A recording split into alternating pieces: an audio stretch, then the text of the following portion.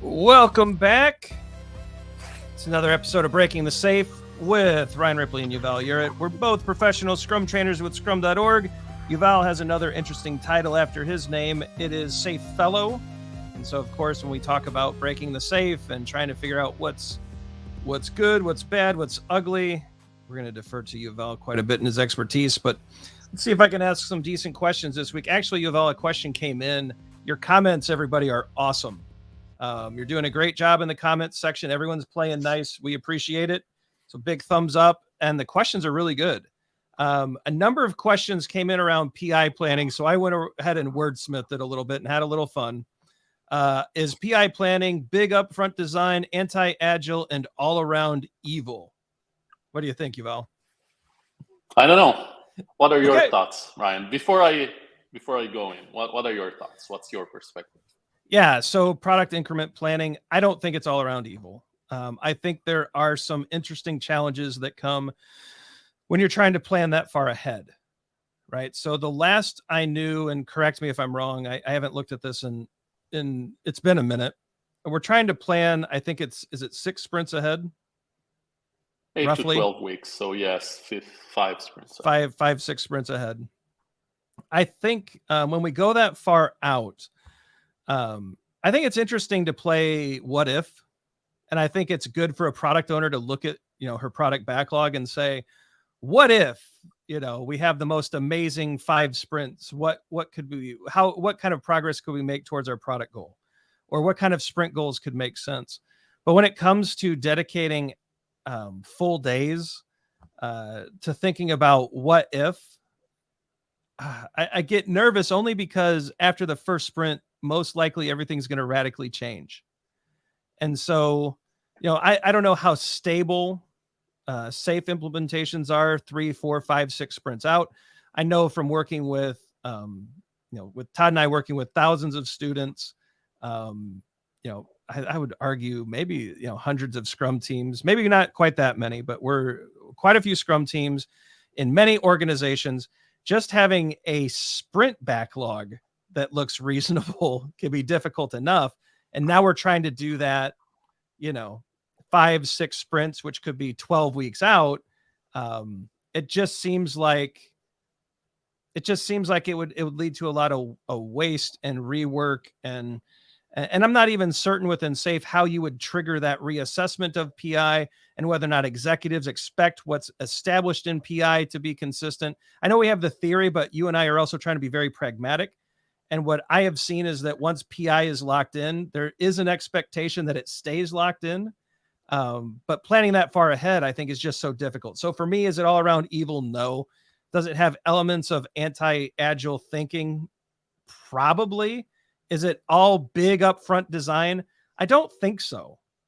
I don't think every product backlog item is fully fleshed out at the end of PI planning. I think they're framed out, and then we're trying to figure out 6 sprints ahead.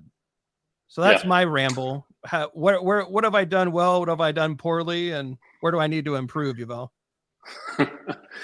You represented the popular common perspective about PI planning out there. Sure. So you've done great there. All right. A couple of things to keep in mind. So the Agile planning onion was not invented by SAFE and is not exclusive to SAFE. We talk about it in our professional product owner classes, right? Yep. Scrum product owner classes. Yep. Which means you need to plan for different horizons at different altitudes. PI planning is an implementation of that concept. Scrum teams have been doing release planning at some level. Organizations have been doing release planning as part of Agile at some level for ages. PI planning is evolution of that concept. What are we trying to do with PI planning? We're trying to come up with a reasonable shared understanding across a team of teams that has some dependencies, some coordination that they need to hash out amongst them of what reality might look like, what we might be able to accomplish in the next 8 to 12 weeks. Why do we do that?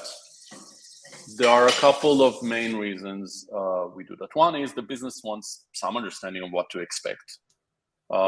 We want to make some plans. We want to prepare for what might be delivered. We want to have an understanding of what's realistic to expect, what's a bit more shaky, what's beyond any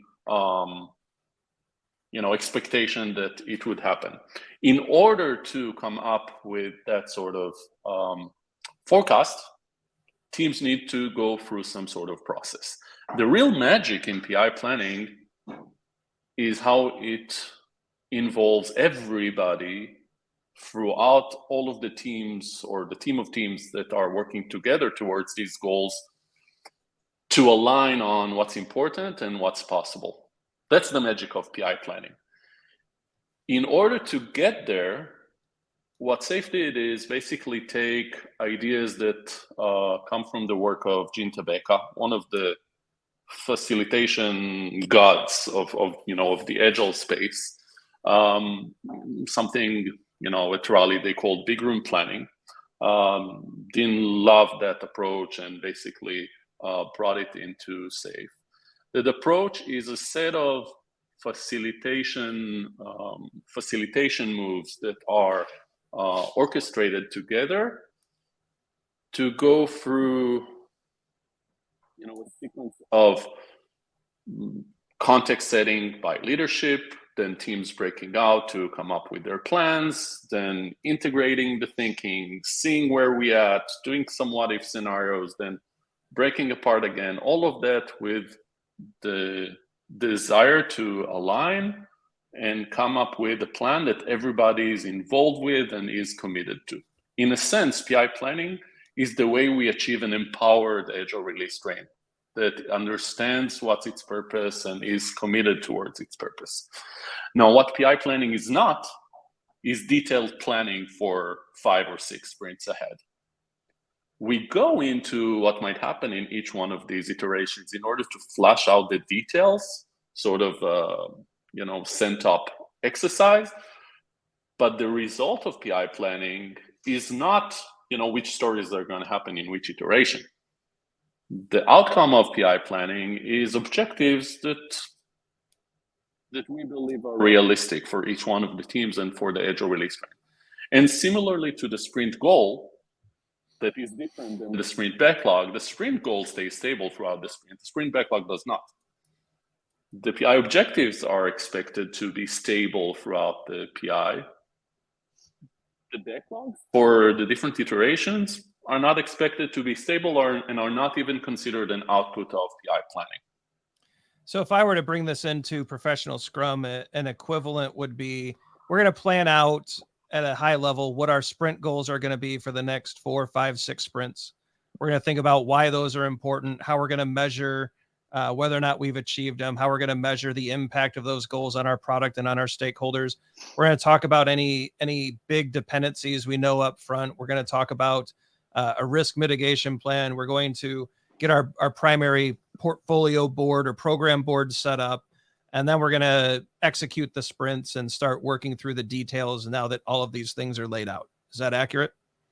Yes. The one thing to acknowledge, though, is that if you and I would go and visit organizations that are running PI planning, that are implementing SAFE, in a lot of them, it would look more like what you described than what I described, which is an issue, a big issue in my view.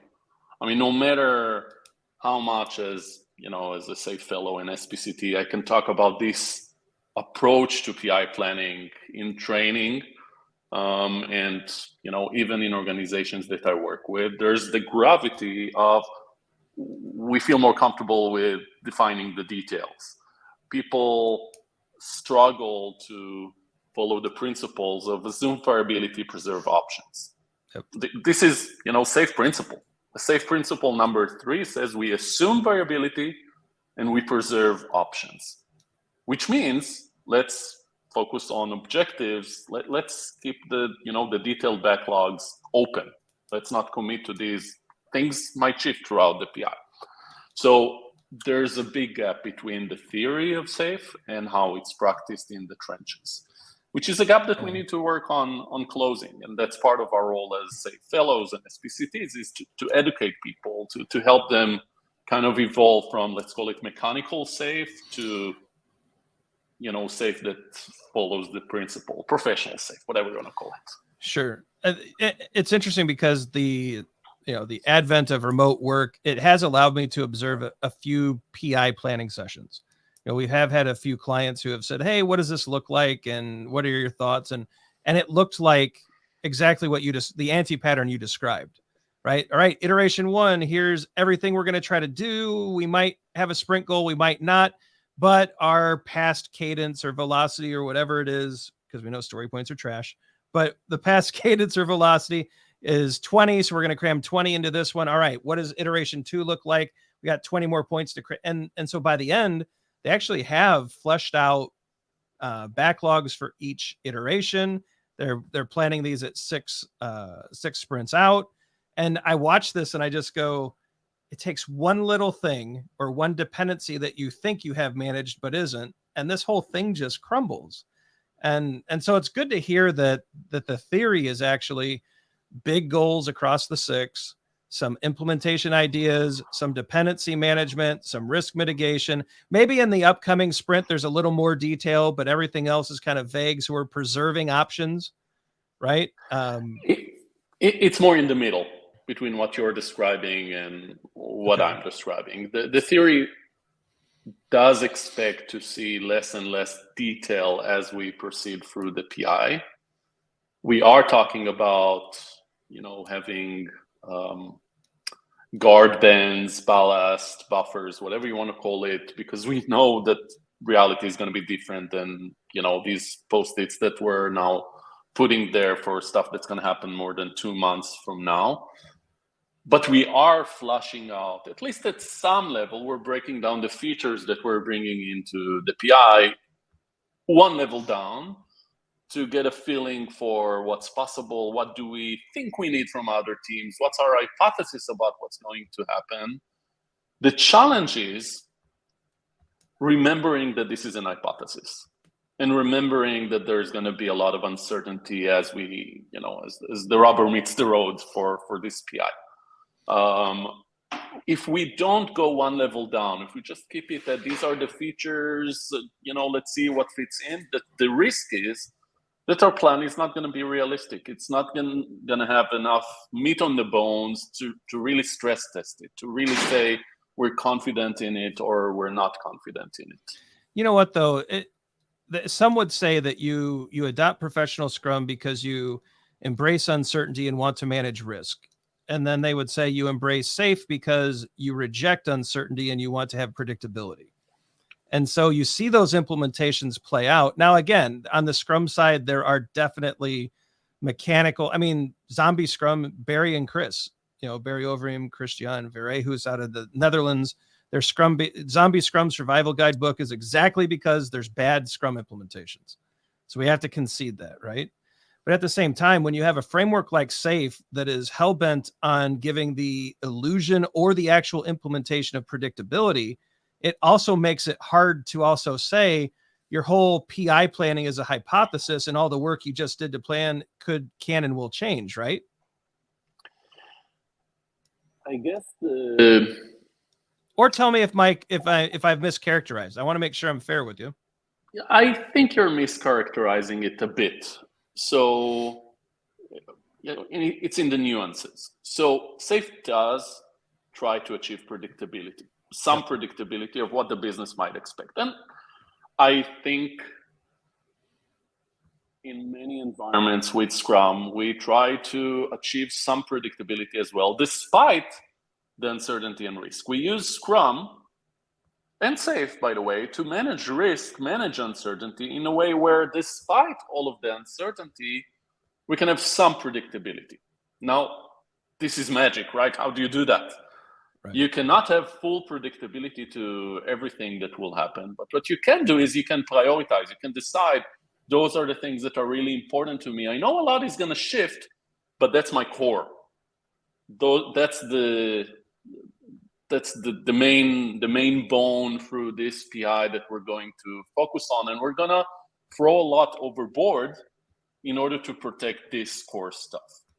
And PI planning is a lot about this, and PI execution is also a lot about this, identifying what's the core, what are the things that we really want to focus on. And that's why it's so valuable to have the stakeholders beyond, product owners and the teams, to have stakeholders from the business outside the team available throughout the PI planning process, like we have them in the sprint review in Scrum, to give feedback on, is this really the core stuff that we should be protecting for? Is this stuff that could be a sandbag that we throw overboard if push comes to shove?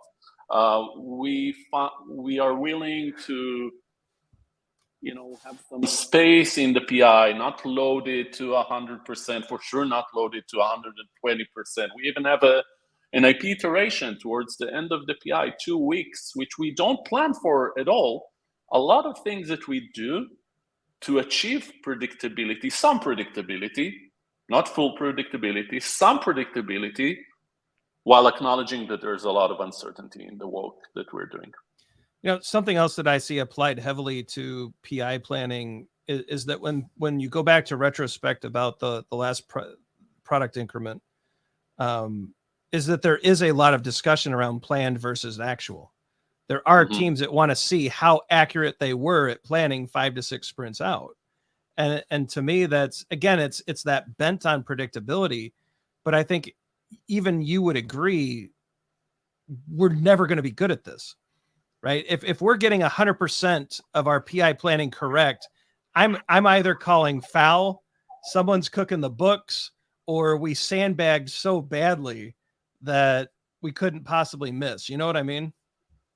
Yeah, so let's talk a bit about that. And I know you and Todd had a deep conversation about the PI predictability score and how it caused the Southwest Christmas Armageddon. Oh, you found the trap. Okay, so so let's remember what PI predictability is about and what's the context. And again, it goes back to our previous conversation about.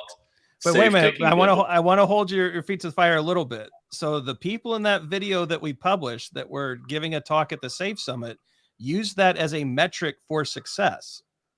So that I want to make sure we're clear. I'm not going to comment on that.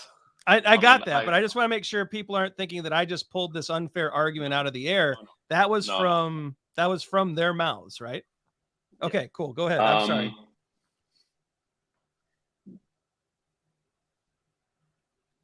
So PI predictability score, why do we even have that metric and what it's about? Perfect. So again, SAFE is taking the evolutionary path. Organizations, project managers, PMOs, leaders have been doing plan versus actual for ages. And one approach to that would be to say, we're in an evidence-based world, empiricism, just,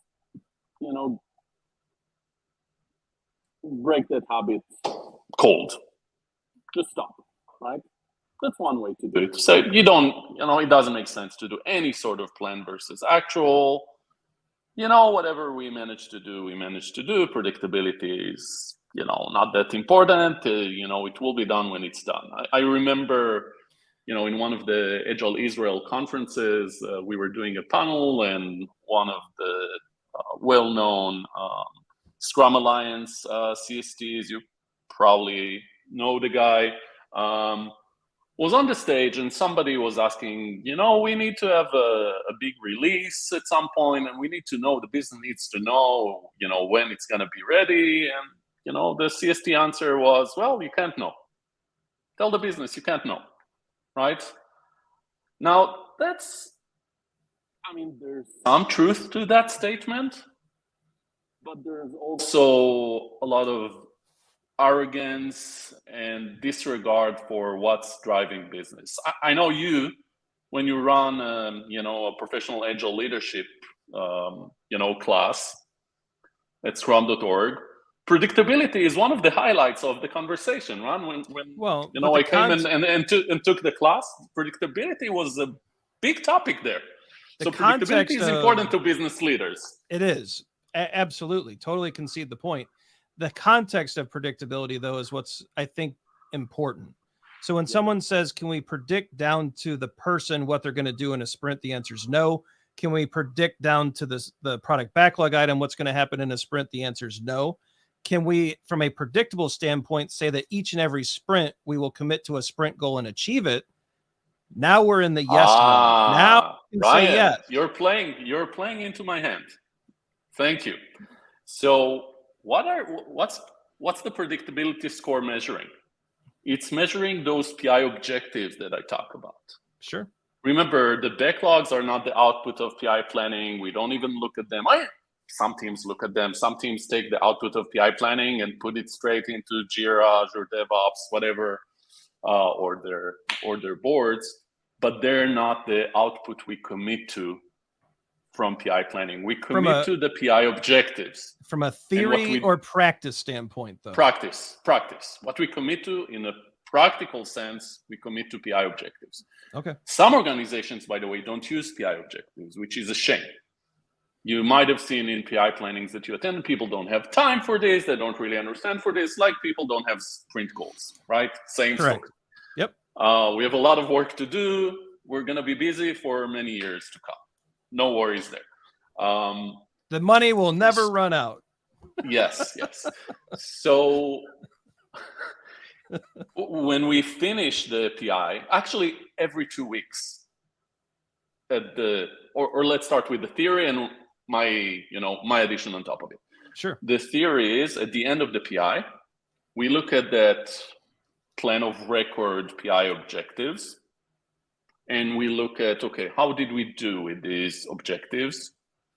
And we can, compare plan versus actual. There's an additional level of granularity there, which is each PI objective, both at the beginning and at the end of the PI, get some sort of business value score on how much value, how much impact do we believe this PI objective has on the business, or we believe it will have, and at the end of the PI, how much are we seeing before we even release it, which is, a side conversation we can get back to. And that enables us to get an understanding of, are we even in the ballpark? Like, are we smoking something good when we're planning the PI and, ending up with 25% of our objectives achieved? Or are we more or less in the ballpark? Like, is it 80%, 90%, 70%? That means we can, when teams commit to PI objectives, it means something. That's the conversation there. It's not about PBIs. It's about I see objectives that. And goals. I agree with you. And that's heavily tied to, if we're to pull in another idea to complicate this, if we're looking at evidence-based management, for example, that's very heavy in time to market. It's very disconnected from value because you're even evaluating this before you release. And so what I find, though, is the anti-pattern here is that there is some value specific thing imbued on this metric, even though it is strictly tied to a time to market delivery based idea. Is that fair? I think. Just say yes. Like you and Todd discussed. I'm not sure where to fit the PI predictability score to EBM. I think that's a movie in and of itself that I'm happy to go into. Sure. But I fully agree that there's a catch here that we are predicting business value when we're finishing the PI, unless we already delivered stuff, which you can do, by the way. Right. Totally agree. Most organizations don't do it throughout the PI.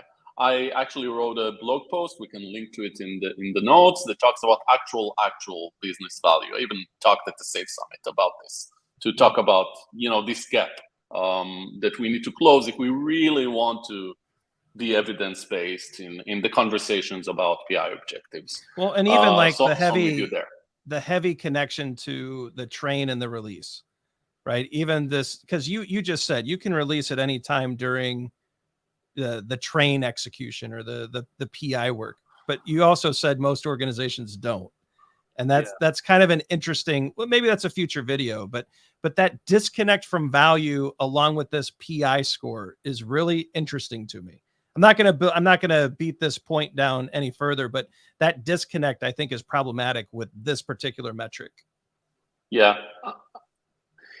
I mean, it's an interesting, the name ART, Agile Release Train, it's not a name that makes too much sense these days, if I'm honest about it. It's kind of a side topic, but if you think about, it makes a lot of sense when you think about where it's coming from, Sure. but not the reality of Agile today. The history of Agile Release Trains was, organizations, delivery organizations were struggling with the fact that since they didn't have a cadence, or their business marketing constantly pushed more and more stuff onto the release, and the release just was a big avalanche snowball that never managed to cross the finish line. And by moving into a train mode, it enabled control, it enabled some predictability of at least when the release was gonna come out, and also some of its content. And SAFe used that term to describe its structural element, which is the Agile Release Train, the team of teams. Yep. That has nothing to do with actual releases. So in Agile Release Train, we say that it develops continuously. We release on demand.